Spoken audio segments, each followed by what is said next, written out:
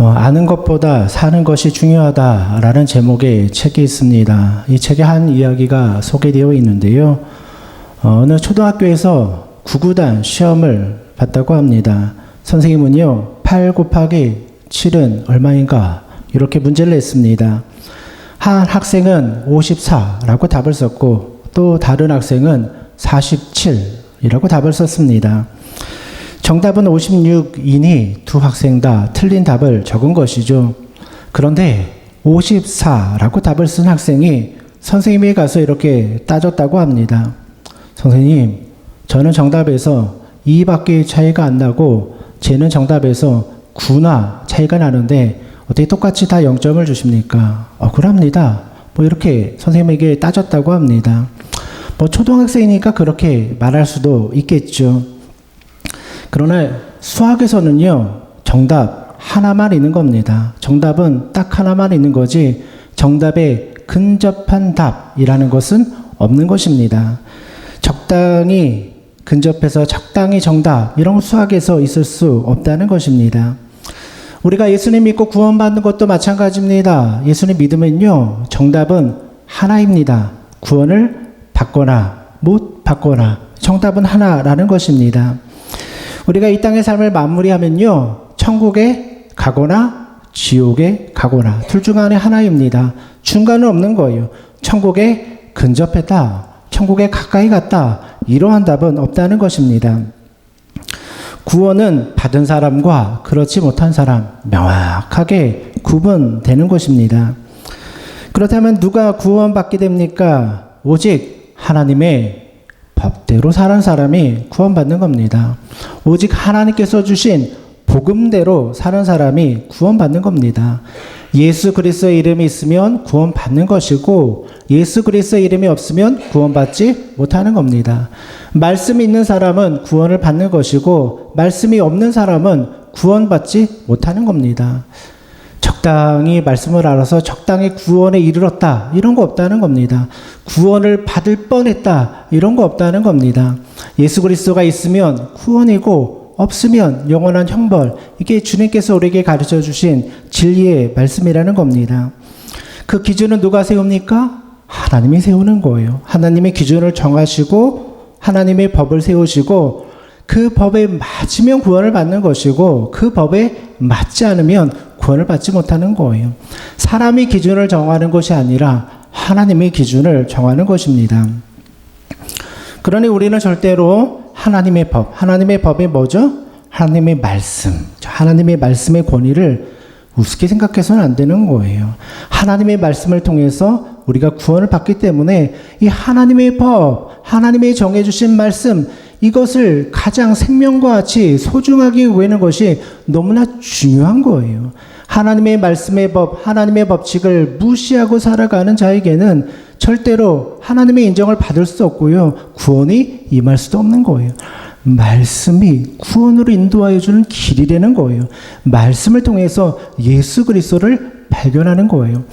이 기준은 사람이 세우는 것이 아니라 하나님이 세워주시는 거예요. 절대적인 법이에요. 그 법에 맞는 사람은 구원을 받고 그렇지 않은 사람은 구원을 받지 못하는 거예요. 오늘 우리는 빌립보서의 말씀을 읽었어요. 빌립보서의 말씀은요, 사도 바울이 빌립보 교회를 향해서 쓴 편지, 이게 바로 빌립보서라는 말씀입니다. 그런데 이 빌립보서를 사도 바울이요, 로마의 감옥 안에서 썼어요. 그래서 이 빌립보서를 옥중서신 이렇게 불러요. 감옥 안에서 쓴 편지라는 뜻이죠. 그런데 이 빌립보서에 또 다른 이름이 있는데요, 기쁨의 서신 이렇게 불리고 있어요. 감옥 안에서 죽음의 위기 속에 놓여 있는 사도 바울이 편지를 썼는데 그 내용이 너무나 기쁨과 감격으로 가득한 거예요. 그래서 빌립보서를 가리켜서 사람들은 기쁨의 서신, 하나님의 영광과 기쁨이 담긴 책, 이렇게 부르고 있어요. 여러분, 어떻게 감옥 안에서 죽음의 위기 속에 놓여 있는 사도 바울이 쓴 이 책이 기쁨의 서신이 될 수 있었겠습니까? 사도 바울의 마음속에는요, 예수 그리스도가 있었던 거예요. 예수님이 있으니까요, 감옥 안에 들어가 있어도요, 기쁨이 있는 거예요. 소망이 있고 감격이 있는 거예요. 여러분, 하나님께서 주시는 기쁨, 하나님께서 주시는 은혜는요, 환경과 상관이 없는 거예요. 어떤 곳에 있든지 내가 그곳에서 예수 그리스도를 바라보고 주님의 손을 붙잡고 살아가고 있으면 그 안에서 하나님의 은혜를 누릴 수 있어요. 칠흑과 같은 어둠과 그죠? 감옥 속에 갇혀 있어도 그 속에서도 예수 그리스도를 만날 수 있고요. 예수 그리스도의 은혜를 체험할 수 있는 거예요. 이게 바로 믿음이라는 거예요. 환경이 좋아서 감사하고 기뻐하는 거 아니에요. 어둠 속에서도 환난 속에서도 감사할 수 있는 거예요. 그래서 빌립보서의 명칭은 옥중서시면서 동시에 기쁨의 서신, 기쁨과 감격이 있는 책 이렇게 기록되어 있는 거예요. 바울은 로마의 감옥 안에 갇혀 있으면서 빌립보 교인들에게 당부의 메시지를 전하고 싶었어요. 교회가 많은 어려움 속에 처해 있는데 이 어려움을 어떻게 이겨나갈 수 있는가 이것을 권면해 주기 위해서 오늘 빌립보서 3장의 말씀을 쓰고 있어요. 오늘 본문 2절의 말씀을 보면 이렇게 바울은 권면하며 시작을 합니다. 개들을 삼가고 행악하는 자들을 삼가고 몸을 상해하는 일을 삼가라. 여기 보니까 개들이라는 표현이 나오고요. 행악하는 자들이라는 표현이 나오고요. 또 몸을 상해하는 자들 이 표현이 나와요. 이 세 가지 표현은요. 한 사람을 지칭하는 거예요. 당시에 교회를 박해하던 유대인들, 교회를 박해하던 유대인들을 가리켜 말하는 거예요. 개들, 행악하는 자들, 그리고 몸을 상해하는 자들, 다 유대인들을 가리켜 말하는 거예요. 특히 유대인들 중에서요, 교회를 박해했던, 예수님을 박해하고 교회를 박해했던 대제사장이나 바리새인, 사두개인들, 이런 사람들 나오죠. 이러한 사람들을 가리켜서 지금 사도 바울이 경계해라 이렇게 말하고 있는 거예요. 사실 유대인들은요 예수님을 가장 잘 알아야 되는 백성들이었어요.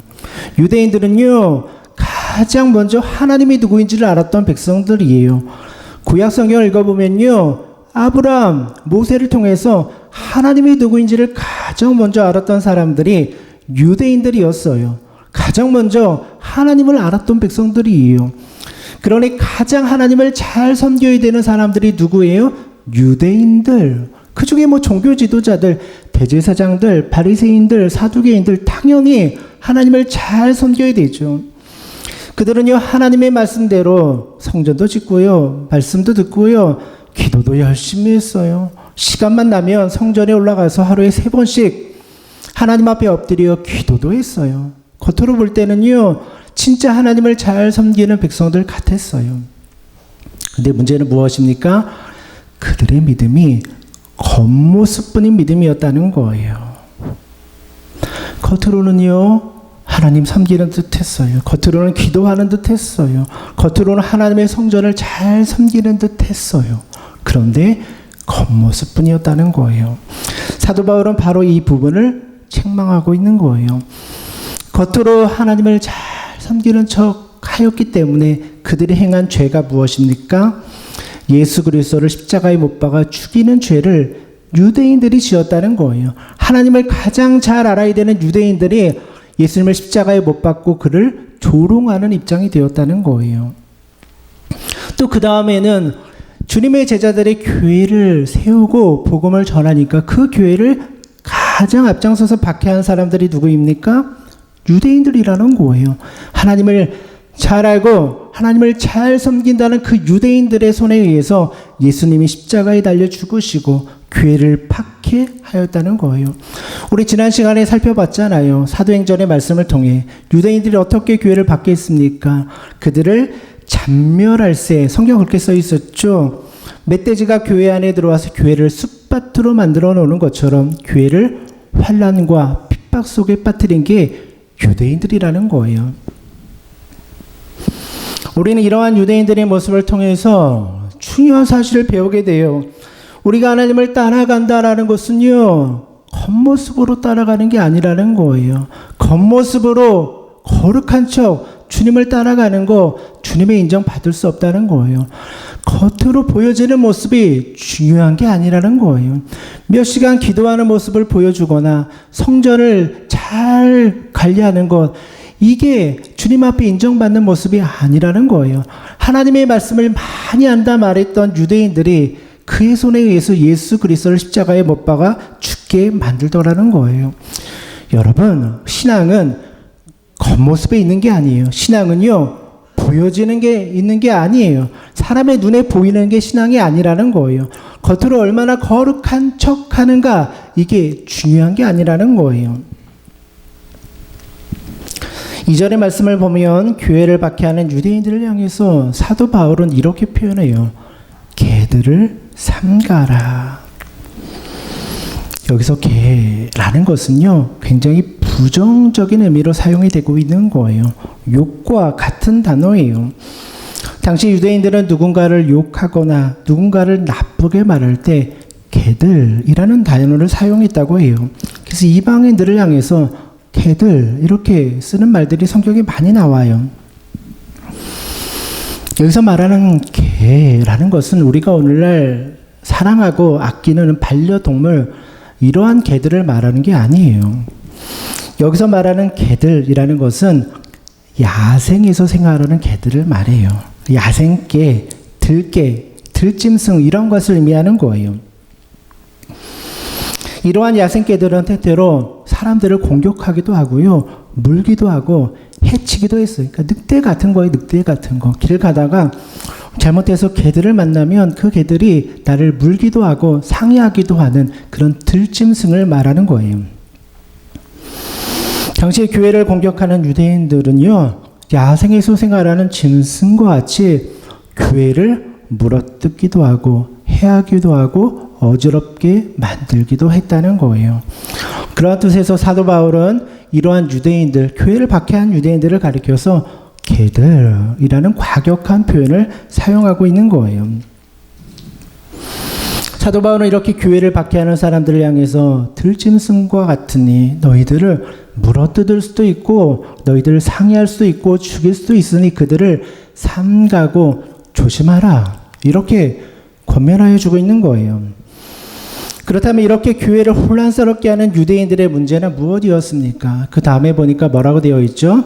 그들은 몸을 상해하는 자들이다. 그래서 몸을 상해한다라는 것은요, 할례를 의미해요. 그러니까 몸을 상처를 입힌다, 이것은 몸의 일부분을 떼어낸다, 이러한 뜻이에요. 그러니까 할례 예식을 가리켜 말하는 거예요.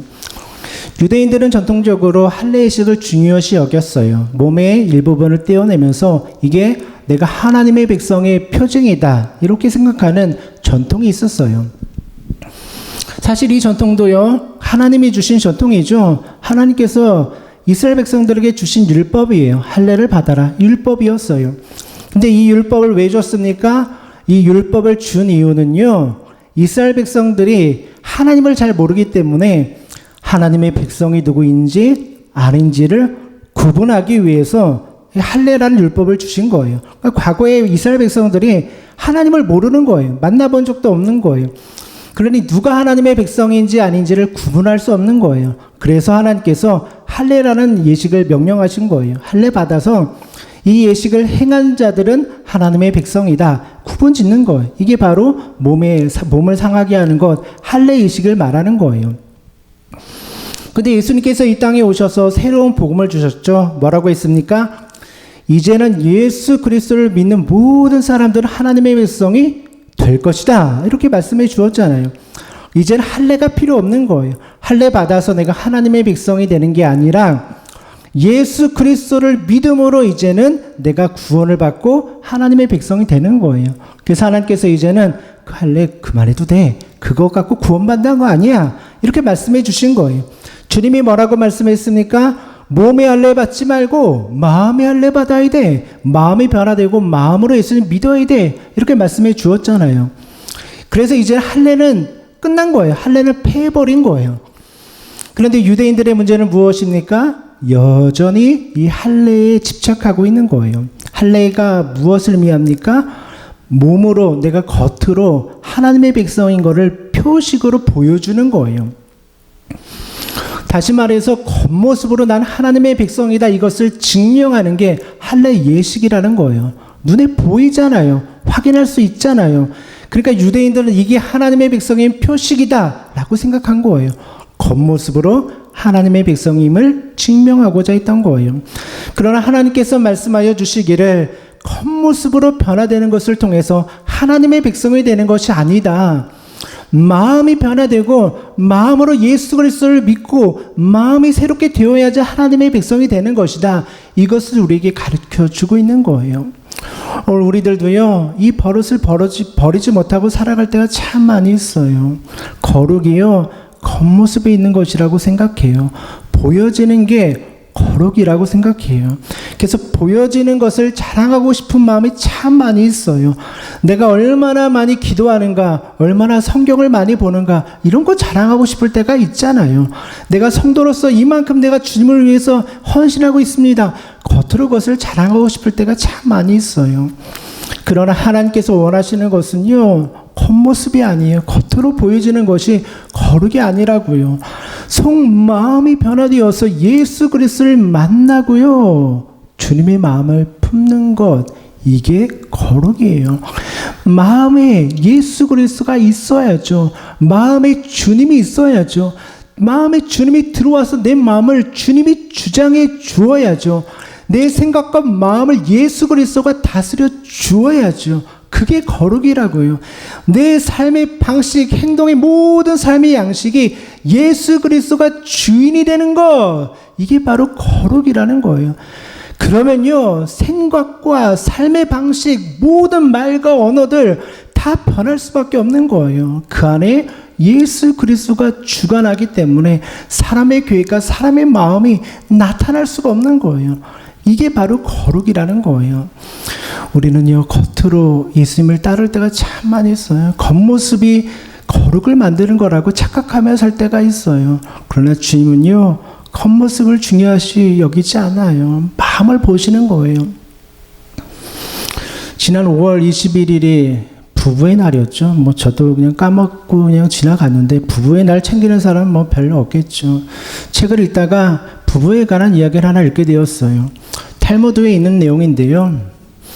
두 부부가 관계가 좋지 않았나 봐요. 매일 싸우고 다투고 어려움이 있었나 봐요. 남편이 마음이 어려워서 랍비를 찾아갔어요. 조언을 얻기 위해서 찾아간 거죠. 저희 부부가 맨날 싸우는데 선생님, 랍비님 어떻게 하면 좋겠습니까? 이렇게 물었다고 해요. 그때 랍비가 남편에게 이렇게 말해 주었어요. 모든 싸움의 근원은 듣지 않는 것에 있는 거야. 아내의 말을 좀 귀 기울여 들어봐. 이렇게 조언해 줬다는 거예요. 상대방의 말을 좀 들어보라는 거예요. 들어보라는 거예요. 네 얘기만 하지 말고 들어보라는 거예요. 그래서 그 남편은 집에 가서 랍비의 말대로 실천하기 시작했어요. 그래, 아내의 말 좀 들어보자. 근데 잘 안 되더라는 거예요. 아내가 말을 하면은요, 그 말 끊고 판단하고 지적하고 싶은 마음이 드는 거예요. 듣고 있자니 힘이 드는 거예요. 막 지적질하고 싶은 거예요. 그런데 랍비의 말이 생각이 나서 참았어요. 한 번 참고, 두 번 참고, 또 참고, 참는 연습을 한 거예요. 그러다 보니까 나중에는요, 진짜 아내의 말을 듣게 되었어요. 아내의 말이 들리기 시작하는 거예요. 아내가 저런 이야기를 했구나. 내가 판단하고 내가 윽박질러가지고 그 얘기를 못 들었구나. 이제는 아내의 말이 들리는구나. 관계가 좋아지기 시작했어요. 그 남편이 다시 랍비를 찾아갔어요. 랍비님, 선생님이 해주신 말씀대로 아내의 말을 듣는 연습을 했더니 아내의 말이 들리기 시작했어요.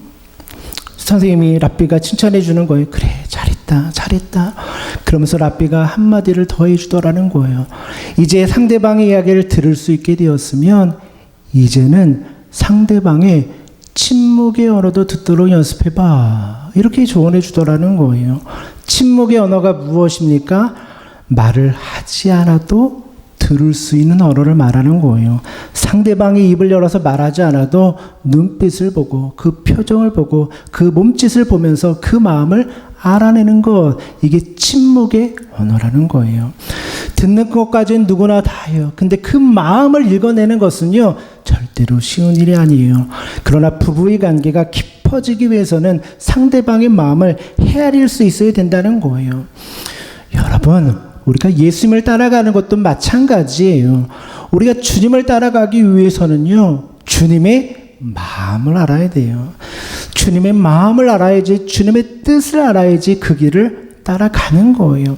겉모습으로 따라가는 게 아니라 내 마음이 주님의 마음과 하나가 되어야지, 하나님의 마음을 이해해야지, 그래야지 주님을 따라가는 거예요. 겉으로 따라가는 게 아니라 내 안에 예수 그리스도가 들어와서 주님이 내 인생을 주관하도록 만들어야지 그게 그리스도인이 되는 거라는 거예요.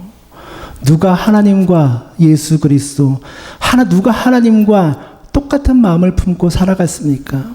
누가 하나님의 마음을 100% 이해하는 사람이었습니까? 바로 예수 그리스도가 하나님의 마음을 100% 아시는 분이었잖아요. 주님의 마음과 하나님의 마음이 동일했어요. 100% 동일했어요. 예수님이 생각하는 것과 하나님이 생각하는 것이 동일했어요. 그 안에 능력이 나타나는 거예요. 은혜가 나타나는 거예요. 하나님의 마음을 품으니까 회복의 은혜가 있는 거예요. 그런데 우리들의 문제, 또 유대인들의 문제는 무엇이었습니까? 하나님의 마음을 알지 못하는 거예요. 성전도 거대하게 지어놓고 율법도 매일같이 읽고 하루에 3번씩 성전에 나와서 절하며 하나님 앞에 기도도 드렸고 사람들이 볼 때 길가에 서서 기도도 드리고 경건한 모습을 하며 살아갔던 바리새인들. 그러나 그들의 마음속에는요, 예수 그리스도의 마음이 없었던 거예요. 그러니 하나님의 인정을 받을 수 없고 사도 바울은 그들을 향해서 개들을 삼가라, 조심하라, 이렇게 책망의 말을 듣게 되었잖아요. 하나님의 마음을 잃어버린 백성이 바로 이와 같이 비참한 인생을 살아가게 되더라는 거예요. 우리는 절대로요, 겉모습으로 주님 따라갈 수 없어요. 겉으로 행하는 행동, 행위로 주님을 따라갈 수 없어요. 우리 안에 예수 그리스도가 없이는, 예수의 마음이 없이는, 하나님의 마음이 없이는 우리 절대로 하나님을 따라갈 수 없는 거예요. 사도 바울도요, 겉으로 자랑하고 싶은 게 많았어요. 4절과 5절의 말씀을 보면 사도 바울도 유대인들처럼 자랑할 게 많았다고 말해요. 4절, 5절 제가 한번 읽어볼게요. 그러나 나도 육체를 신뢰할 만하며 만일 누구든지 다른 이가 육체를 신뢰할 만한 것이 있는 줄로 생각하면 나는 더욱 그러하니라. 나는 8일 만에 할례를 받고 이스라엘 족속이요 베냐민 지파요 히브리인 중에 히브리인이요 율법으로는 바리새인이요. 바울이 말하는 거예요. 나도 자랑할 게 있다. 야, 너희들이 할례 받고 구원받았다고 말하느냐? 나 8일 만에 할례 받은 사람이야. 이 진짜 정통 유대인이라는 거예요. 유대인의 핏줄을 가지고 태어났다는 거예요. 이스라엘 족속 베냐민 지파요 히브리인 중에 히브리인, 율법으로는 내가 바리새인 중에 바리새인이다. 이게 사도 바울의 자랑이었어요. 너희들 자랑하냐? 나도 자랑할 거 많아. 나도 세상적으로 겉모습으로 올 때 잘하는 거 많아. 오늘날로 말하면 어떻게 해석할 수 있겠어요? 야, 나는 모태신앙이야. 어머니 뱃속에 태어난, 야, 나는 원래 태어날 때부터 그리스도인이야. 신앙생활 내가 몇 년 한 줄 알아? 한 40년, 50년 했어. 내가 교회에서 무슨 직분 갖고 있는 줄 알아? 내가 교회에서 어떤 일을 한 줄 알아? 나 자랑할 거 많아. 그렇게 얘기하는 거예요, 사도 바울이. 나도 자랑할 게 많아. 다 겉모습이라는 거예요. 며칠을 교회에서 믿음 생활을 했는지, 얼마나 기도를 했는지, 얼마나 큰 직분을 갖고 있는지, 이건 자랑할 거리가 아니라 주님 앞에 내놓을 거리가 아니라는 것을 사도 바울이 이야기하고 있는 거예요. 겉모습으로 아무리 자랑을 쌓아가도 그것은 정답이 될 수 없다는 거예요. 2 더하기 2는요 4가 되어야 돼요. 2 더하기 2는 4가 되어야지 3 쓴다고 해서 5 쓴다고 해서 정답이라고 인정해 주지 않아요. 선생님한테 가서 4 비슷하게 3 썼어요 말한다고 해서 정답이라고 해주지 않아요. 왜 그렇습니까? 그것으로는요 답을 낼 수 없는 거예요. 구원도 마찬가지예요. 여러분들이요 아무리 여러분 겉모습으로 여러분의 실적을 쌓아 올렸다고 하나님 앞에 자랑해도 그것으로는 구원을 이룰 수 없는 거예요. 예수님은요 겉모습으로 사신 분이 아니에요. 예수님이 겉모습으로 사셨으면요 기도할 때 왜 산에 올라가요? 많은 사람들이 보는 성전에 딱 올라가서 멋있게 기도하죠. 그럼 수천 명이 은혜 받고 수천 명이 그 앞에 따를 텐데요. 그러나 예수님은 겉모습으로 기도하지 않았기 때문에 아무도 보지 않는, 제자들도 남겨두고 홀로 산에 올라가서 기도하시는 장면이 복음서에 많이 나오잖아요. 주님은 겉모습으로 사신 분이 아니에요. 또 주님이 겉모습으로 사신 분이었다면 많은 사람들이 찾아와서 유대의 왕이요 라고 호산나를 외쳤을 때 예수님은 당당하게 이스라엘의 왕으로 딱 왕권을 차지하셨겠죠. 그러나 주님은 그렇게 하지 않으셨어요. 겉모습이 중요하지 않다는 것을 아셨기 때문에, 겉모습으로 구원받을 수 없음을 아셨기 때문에, 진짜가 뭔지를 아셨기 때문이라는 거예요. 주님은 한순간도 겉모습을 자랑하거나 겉모습으로 사신 적이 없어요. 그러나 우리들은 주님을 따르면서 껍데기 뿐인 신앙으로 주님을 따를 때가 너무나 많이 있더라는 거예요.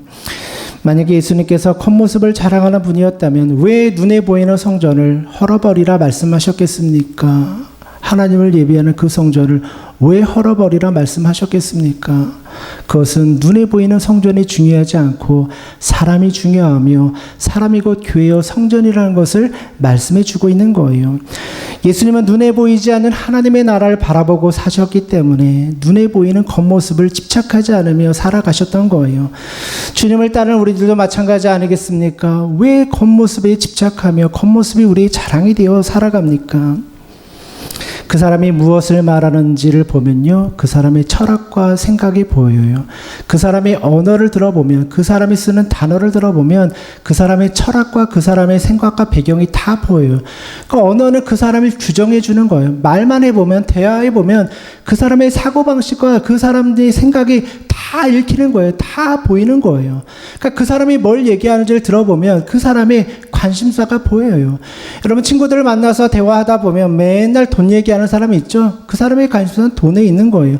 맨날 집 얘기하는 사람이 있죠. 야, 지금 40평인데 50평을 옮겨가야 되겠어. 그런 사람들이 있어요. 관심사가 다 집에 있는 거예요. 남자들은요, 매일 만나면 자동차 얘기하는 사람들이 있어요. 차에 미쳐 사는 사람이 있어요. 야, 무슨 차 바꿀까? 무슨 차 바꿀까? 그 사람의 관심사는요, 차에 있는 거예요. 차가 그 사람의 관심사예요.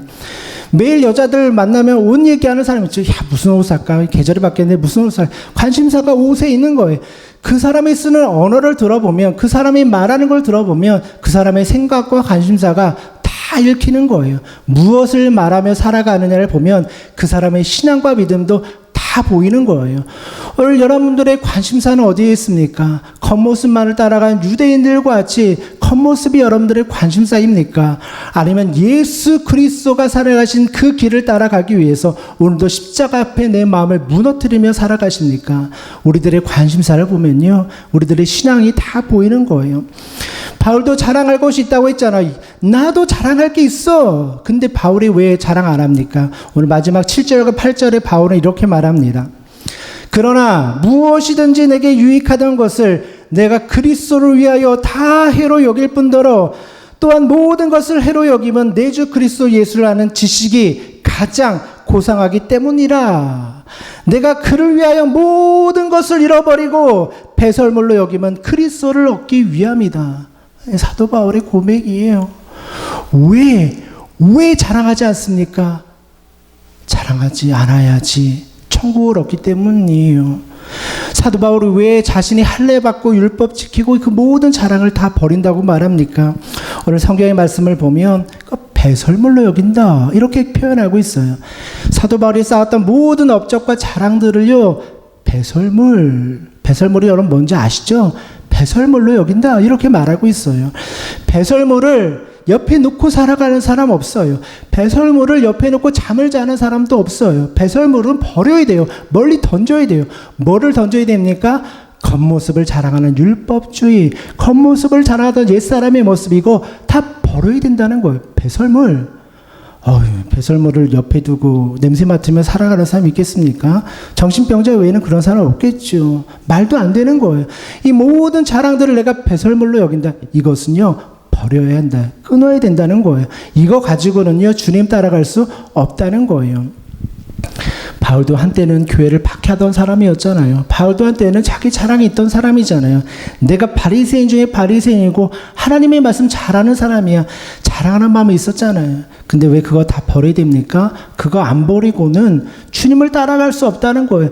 그거 안 버리고는 제자의 길을 따라갈 수 없다는 거예요. 그래서 그것을 다 배설물로 여긴다. 이렇게 고백하고 있어요. 여러분, 우리들의 인생이요, 왜 하나님의 열매가 나타나지 않고 은혜가 나타나지 않고 덕이 나타나지 않지 아십니까? 우리 안에 배설물이 남아있기 때문이에요.